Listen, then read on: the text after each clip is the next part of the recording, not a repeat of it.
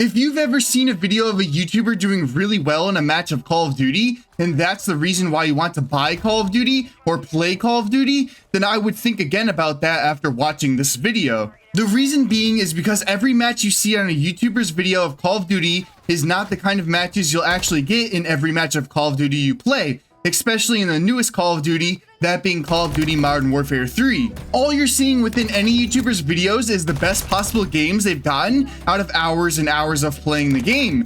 Even within my very own videos, I am only showing you the best matches I've gotten in a span of several hours of playing the game. No matter what YouTuber you watch, this will be the case. If they are putting gameplay of Call of Duty within their videos, it's only the best gameplay they've gotten while playing. The reason for this is, for one, as a viewer, you want to see good gameplay, so it's more enjoyable to watch. Also, as a content creator, you don't want to look like a bad player to the viewers watching, as they might click off of the video because of that.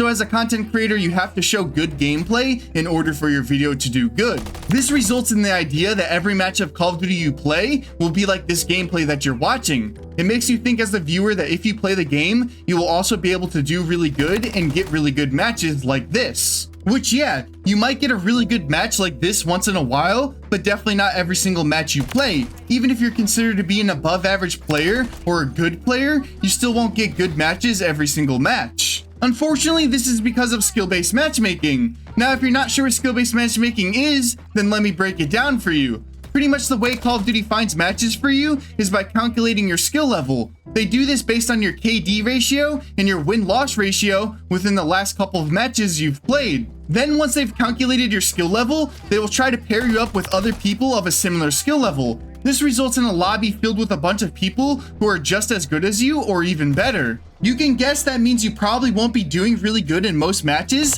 because you're constantly going up against tough competition. Most of the time you'll barely go positive or even go negative and lose the match. If you have multiple games where you're going negative and losing in a row, you'll eventually get an easier lobby where you can actually do good and go positive by a lot and even win the game. This is usually the match you'll see in YouTubers' videos. They will show off this one match that they did really good in after doing bad in multiple matches before that. Again, myself included. As a content creator, I'm constantly trying to get good gameplay, but unfortunately, I'll only ever get that one good piece of gameplay after doing bad in multiple matches. It sucks that I have to literally perform terribly in multiple matches just to get one good match, but that's just how the skill-based matchmaking system works. If you want a good match, you have to perform terribly in multiple matches just to get that one good match. So don't go into Call of Duty thinking that you'll just absolutely dominate every single lobby and top frag every single match like you see in these YouTubers' gameplays, because it's just not possible for that to happen. The skill-based matchmaking system just simply won't let you do that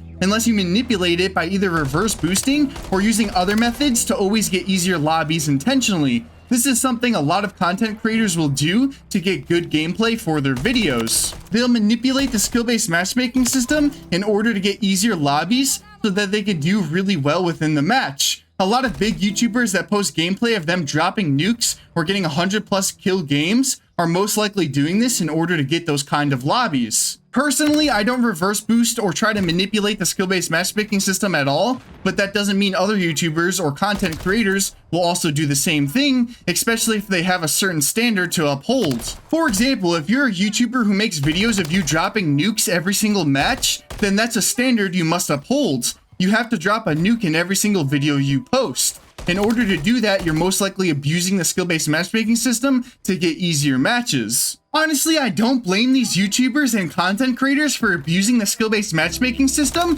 as it's extremely hard to get good gameplay nowadays. So why not take the easier route to get these really good gameplays? It's sad that people even have to go as far as to abuse the skill-based matchmaking system just to get good gameplays, but that's just the extent in which it takes sometimes. If Call of Duty didn't have the skill-based matchmaking system in place, or at least to the extent it's at now, then people wouldn't have to take it that far. However, skill-based matchmaking is just that bad to the point where if you're not abusing it, then you just have to deal with it and hope you can eventually get one good match. Now, some of you might be thinking, but it wasn't like that back in OG Call of Duty, and you'd be right. If you were someone who played Call of Duty back in the day, anytime around Call of Duty Black Ops 2, or even further back, you know that skill-based matchmaking was not nearly as strong as it is now. Back then, even if there was a form of skill-based matchmaking, connection still ruled king. What I mean by this is back then we had both a form of skill-based matchmaking and connection-based matchmaking. Skill mattered a little bit to the matchmaking, so you didn't get too easy of a lobby or too hard of a lobby, but for the most part, the matchmaking would be based on your connection.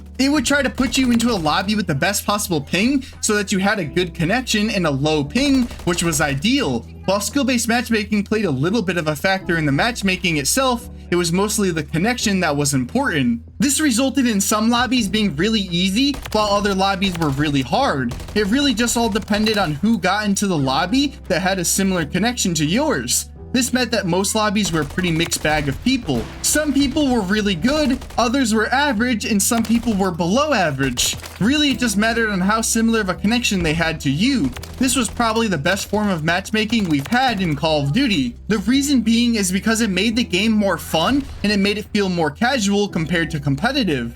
Also, you couldn't abuse or manipulate this system at all, or at least to the extent you can now with the current matchmaking system. That meant that any gameplay you saw of Call of Duty back then probably weren't easy matches as a result of someone reverse boosting or using other methods to get easier lobbies, but instead they were easy because they were generally given an easy lobby at random. Again, while I don't blame people for abusing and manipulating the current skill-based matchmaking system, it's just sad that someone would have to take it to that extent just to get easier lobbies, when back in the day you were just given easier lobbies at random. Unfortunately, the connection-based matchmaking we once had is gone. Now skill-based matchmaking rules king in the newer Call of Duty games, and connection-based matchmaking is being forced to the back seat. The game would rather put you into a lobby that has people relatively close to your skill level, rather than give you a lobby with a good connection.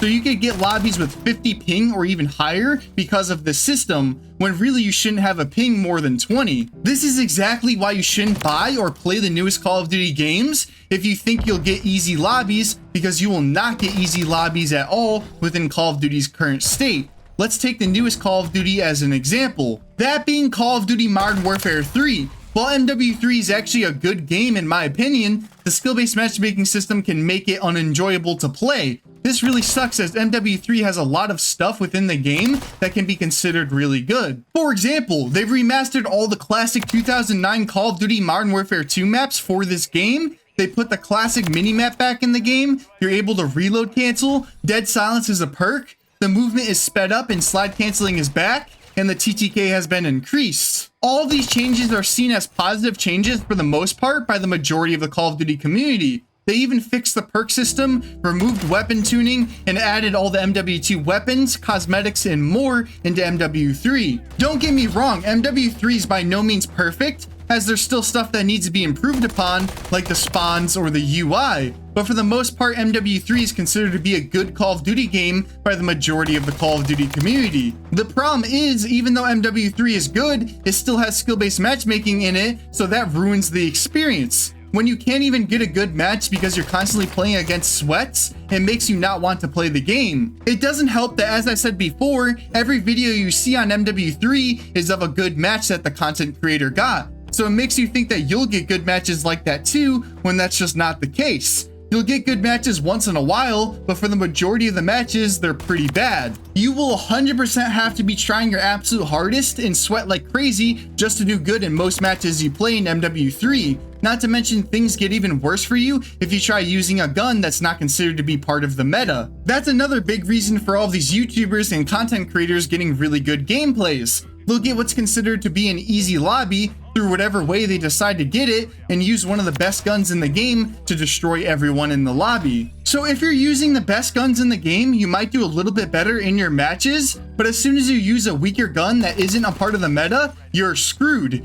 You will get punished by the skill-based matchmaking system for using it, and you'll get destroyed by people using better guns. This really sucks if you're trying to level up all your weapons or even go on the mastery camo grind, as you're forced to use all of the weapons in the game, including the worst ones, which will make playing in your lobbies a terrible experience. There's bound to be at least a few people using the meta weapons in almost every match you play, so you're going to be struggling to get kills and do good when using the weaker guns or even the worst guns in the game. So unless you're really good at Call of Duty and considered to be practically a pro level player, you're going to struggle because of skill-based matchmaking, even more so if you're not using the meta weapons. As an average player or even a below average player, the skill-based matchmaking system will beat you down. In conclusion, if you've ever seen a YouTuber or content creator's video of them doing really good within their match and just absolutely dominating, just know that your matches will not look like that too, at least the majority of the time. What you're seeing is just a highlight of the best possible matches they've gotten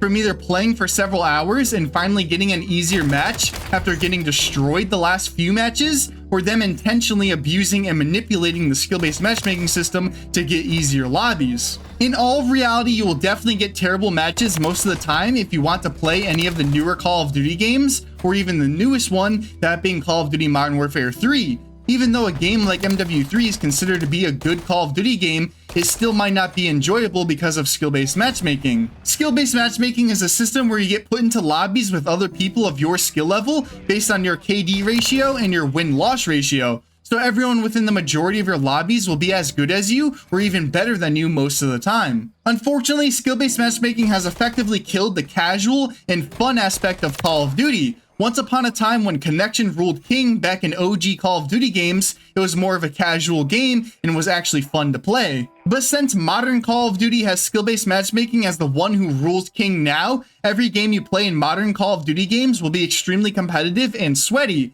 Everyone within the lobby will be trying their absolute hardest the whole time. Things get even worse for you as soon as you start to use any weapons that aren't considered to be the meta weapons, as the weaker weapons will put you at a major disadvantage and make trying to do good in your matches nearly impossible. Overall, if you're looking to play Call of Duty because you think you'll have good matches all the time, like you see these YouTubers and content creators get, you'll be mistaken. Really, they're not getting good matches all the time unless they're abusing and manipulating the skill-based matchmaking system. So you won't be getting good matches all the time unless you do the same thing. But other than that, you just have to deal with the skill-based matchmaking system, which is honestly terrible. I hope now you understand the truth about what the matches are actually like in Call of Duty. That's it for me though. What's your opinion on the skill-based matchmaking system in Call of Duty? Let me know in the comments down below. If you enjoyed this video, then please give it a like.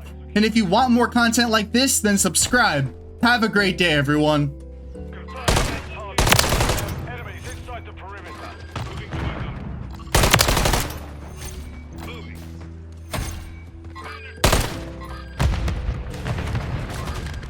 Target area updated. Move to the hard point. Mission time is half complete. Secure. Moving. Enemies inside the perimeter. Hard point compromised. Secure the area.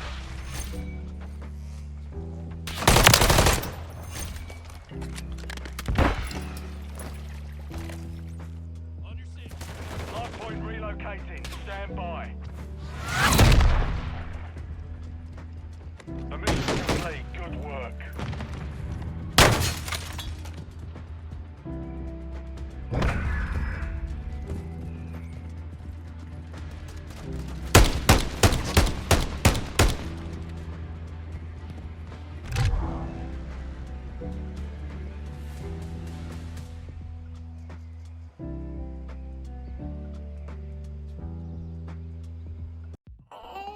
Oh.